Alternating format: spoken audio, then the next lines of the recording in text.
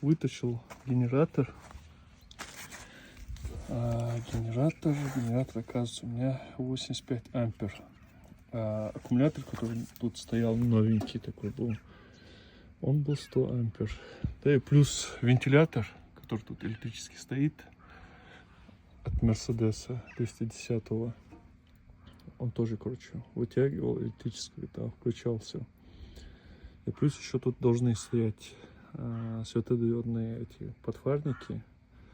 Они тоже будут ток вытягивать. Поэтому решил купить 130 ампер генератор.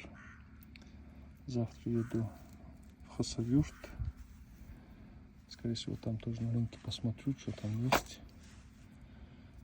И вот 130 амперный куплю. Этот 85 ампер, он походу сдох. Потому что он не заряжал, посадил аккумулятор новенький.